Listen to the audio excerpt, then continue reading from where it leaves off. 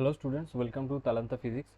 আমাদের ক্র্যাশ কোর্সের 50 days crash কোর্সের 18th ডেতে আমরা আজকে আছি এবং 18th ডেতে আমরা ইলেকট্রোম্যাগনেটিক ইন্ডাকশন চ্যাপ্টারে 10টা কোয়েশ্চেন নিয়ে ডিসকাস করবো। আমি চলে আসছি প্রথম কোয়েশ্চেনটাতে। প্রথম কোয়েশ্চেনটা আমাকে কি বলছে, বলছে যে একটা ফ্লাক্স আছে, একটা কোনো ম্যাগনেটিক ফিল্ডের মধ্যে বা ম্যাগনেটিক ফ্লাক্স আছে, সেই ম্যাগনেটিক ফিল্ডে যেটা টাইমের সঙ্গে তার যে ভেরিয়েশন আছে সেটা হচ্ছে ফাই ইকুয়াল টু 100t² + 50। আমাকে বলতে হবে যে এটাতে কারেন্ট কত হবে t ইকুয়াল টু 1 সেকেন্ডে। আমি জানি যে কারেন্ট এর মানে কত হয়, কারেন্ট মানে হয় E/R। ই মানে কত হয় না d∅/dt ডিভাইডেড বাই আর হয়ে যাবে। আচ্ছা, d∅/dt আমাকে t ইকুয়াল টু 1 সেকেন্ডে বার করতে হবে। d∅/dt যদি আমি বার করি সেটা কত আসবে না 200t + 50 ডিভাইডেড বাই আরটা কত আছে 400। এখন t ইকুয়াল টু 1 সেকেন্ড যদি হয়, t ইকুয়াল টু 1 সেকেন্ড, তার মানে এখানে t এর জায়গায় 1 সেকেন্ড পুট করলে চলে আসবে 250 ডিভাইডেড বাই 400, তাই না? তাহলে এখানে আসছে কত, এটা 5, আর এখানে আসছে 8, মানে 5/8 এত অ্যাম্পিয়ার। এটা হবে কি কারেন্টটা, যেটা ওর মধ্যে ইনডিউসড হবে। চলে আসি পরের কোয়েশ্চেনটাতে। পরের কোয়েশ্চেনটা কি বলছে, একটা কয়েল আছে যার রেজিস্ট্যান্স হচ্ছে 20 ওহম এবং ইনডিউসড কারেন্ট যেটা এর মধ্যে ডেভেলপ হয়েছে in changing magnetic flux through it is shown in the figure as a function of time. তো আমাকে যেটা এখানেতে বলছে যে in a coil of resistance 20 ohm, 20 ওহমের রেজিস্ট্যান্সটা আছে, এখানটাতে একটা ডায়াগ্রাম দিতে হবে। এক সেকেন্ড, ডায়াগ্রামটা এখানটা দেওয়া হয়নি, ডায়াগ্রামটা দিয়ে দিই।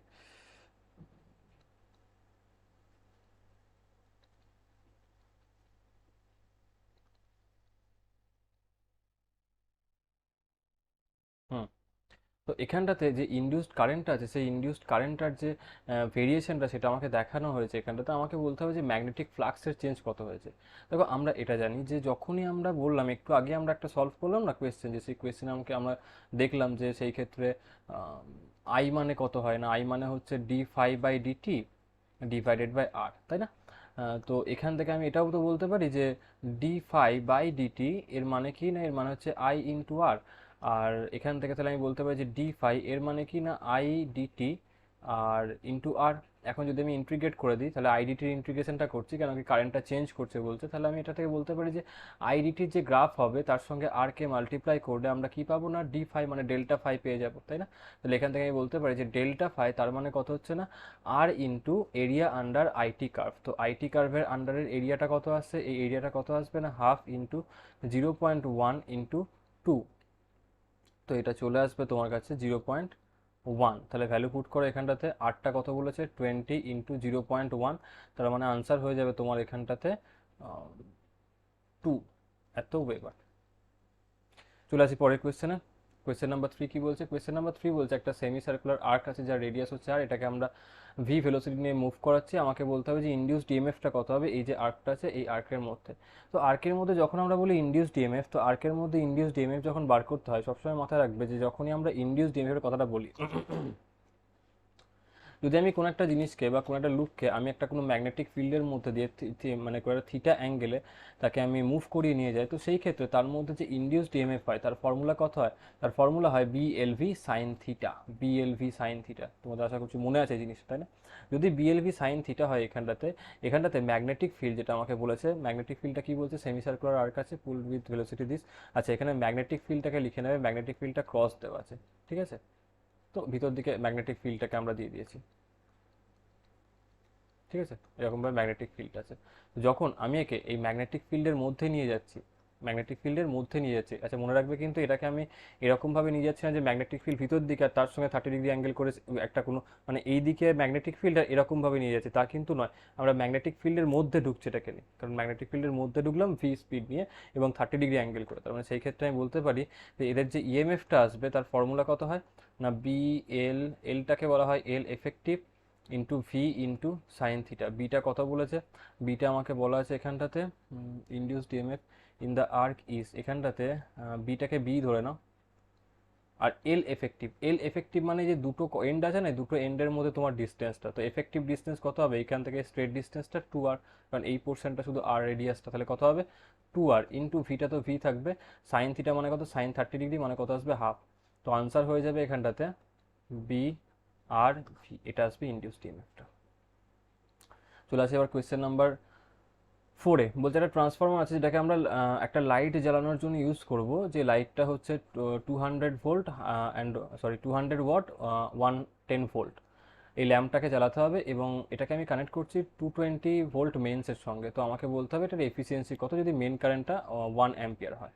তো আমাকে এই ট্রান্সফরমারটা ধরো এখানে একটা দেওয়া আছে, এই হলো আমার ট্রান্সফরমার যেটা আমাকে দিয়ে দিয়েছে। তো এখানটাতে আমি কি করলাম, একটা এটা হচ্ছে তোমার ইনপুট পার্টটা আর এটা হচ্ছে আউটপুট পার্টটা। তো আমি আউটপুট পার্টটাতে এখন একটা বাল্বকে কানেক্ট করে রেখেছি এখানটাতে, বুঝতে পারলে? একটা বাল্ব এখানে কানেক্ট করা আছে। তো এখানে যে ইনপুটটা আমি দিলাম, এই ইনপুটের ভোল্টেজ কত দিয়েছি আমি? ইনপুটের ভোল্টেজ দিচ্ছি আমি 220 ভোল্ট, 220 ভোল্ট, এবং এখানটাতে ইনপুট কারেন্ট আসছে 1 অ্যাম্পিয়ার। আমাকে এনলাইট করতে হবে কত না 200 ওয়াটের একটা বাল্বকে। আমাকে যদি বলছে যে এফিসিয়েন্সি, এফিসিয়েন্সি মানে কি? এফিসিয়েন্সি মানে হচ্ছে তোমার output power divided by input power. Output কত পেতে হবে আমাকে? 200 ওয়াট। আচ্ছা, ইনপুট পাওয়ার কত আসছে না, ভি ইন্টু আই করে দিই। তাহলে ভি ইন্টু আই করলে কত হবে? 220 ইন্টু আই, তার মানে কত? 220। তাহলে এখান থেকে আমি পাবো কত? এখান থেকে আমি পেয়ে যাবো 10/11।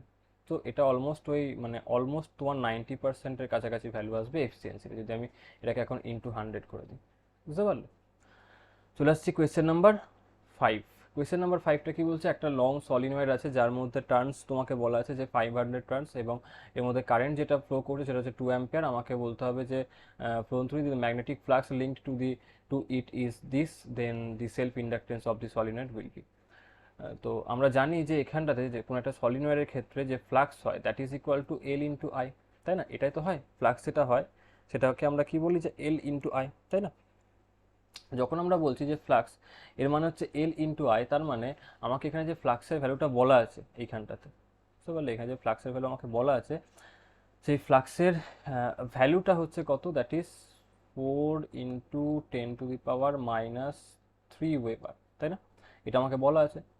তো এর মানে হচ্ছে কত না এল ইন্টু আই। তাহলে এল সমান কত হয়ে যাবে না? এল সমান হয়ে যাবে 5/I। তো আইটা কত বলা আছে? আইটা আইটা হচ্ছে 2 অ্যাম্পিয়ার।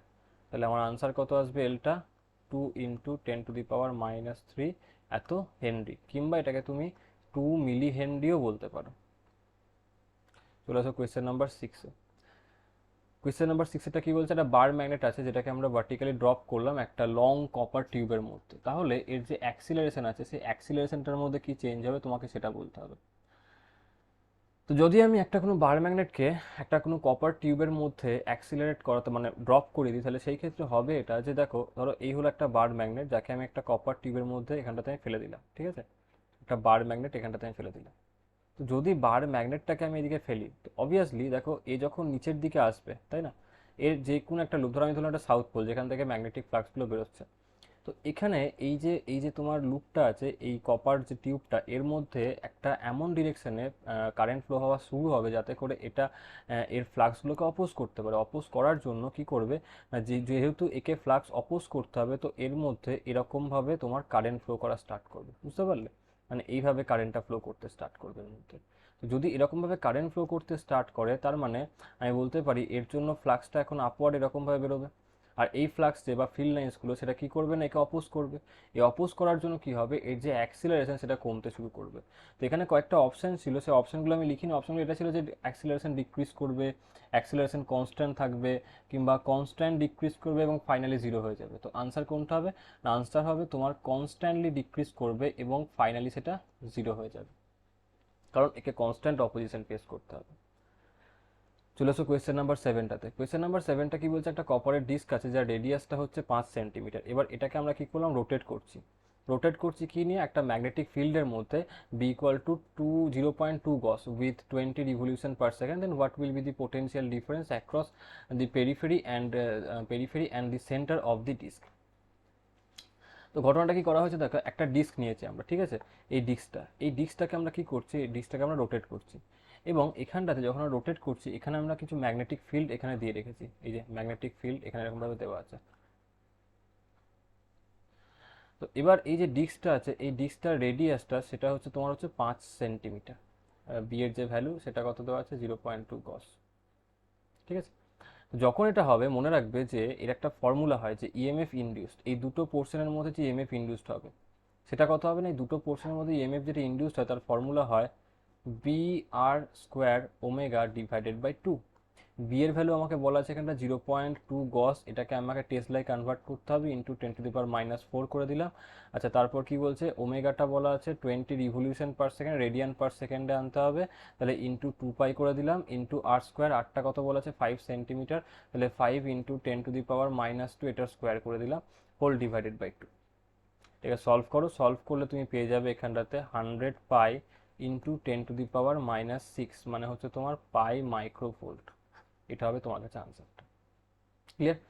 চলো আসছি পরের কোয়েশ্চেনে। পরের কোয়েশ্চেনটা কি বলছে, যে time constant of a circuit is 20 second. একটা সার্কিট আছে যার টাইম কনস্ট্যান্ট তোমাকে বলে দিয়েছে, সেটা হচ্ছে কত না 20 সেকেন্ড। এবারে কি করলাম না, এই যে টাইম কনস্ট্যান্ট 20 সেকেন্ড আছে, it is connected when a resistance of 5 ohm is connected in series. একটা 5 ওহমের রেজিস্ট্যান্সকে আমি সিরিজে কানেক্ট করে দিয়েছি এখন এটার সঙ্গে। যখন আমি কাজটা করলাম, তারপরে বলছে একটা কোনো আগের প্রিভিয়াস সার্কিট ছিল, ইন দ্য প্রিভিয়াস সার্কিট মানে এই সার্কিটটাতে, দেন টাইম কনস্ট্যান্ট বিকামস 4 সেকেন্ড। এখন 4 সেকেন্ডে তাহলে সেলফ ইন্ডাকটেন্সটা কত হবে সার্কিটটা, সেটা বার করতে হবে। আমরা জানি যে টাইম কনস্ট্যান্ট মানে কি এল বাই আর, তাই না? তাহলে আমি টাইম কনস্ট্যান্ট প্রথমে এখন কত ছিল 20, সেই সময় এল বাই আর এটা ছিল। আচ্ছা, এবং যখন আমার এটা তোমার একটা অন্য রেজিস্ট্যান্সকে অ্যাড করলাম এর সঙ্গে আমি, তখন সেটা হয়ে গেছে 4, এবং সিরিজে অ্যাড করে তাহলে কত হবে না এল বাই আগের রেজিস্ট্যান্স প্লাস 5 ওহমকে অ্যাড করলাম, তাই না? এখন এই দুটোকে আমি যদি সলভ করি এখান থেকে, এই দুটোকে সলভ করলে আমি খুব ইজিলি বলতে পারি, মানে ক্রস প্রোডাক্ট করে এরকমভাবে ক্রস করে তুমি এখান থেকে এল বাই আর বার করতে পারো। যেমন ধরো এখান থেকে বাড়ি করে দিই আমি এখানে, তাহলে 4r plus 20 is equal to L, তাই না? তাহলে এল এর জায়গাতে এখন এখানে তুমি পুট করে দাও, এই এল এর ভ্যালুটাকে এখানে পুট করো, তাহলে কত পাবে এখান থেকে না 20 equal to 4r plus 20 divided by R. তো এখান থেকে সলভ যদি আমি করি, ফাইনালি আর সমান বেরিয়ে যাবে 5/4 ওহম, আর আর যদি 5/4 ওহম হয় সেটাকে এখানে পুট করো কিংবা এখানে পুট করো, যে কোনো এক জায়গায় পুট করো, এল পেয়ে যাবে তুমি তাহলে 25 হেনরি। ঠিক আছে, একদম সোজা কোয়েশ্চেন ছিল।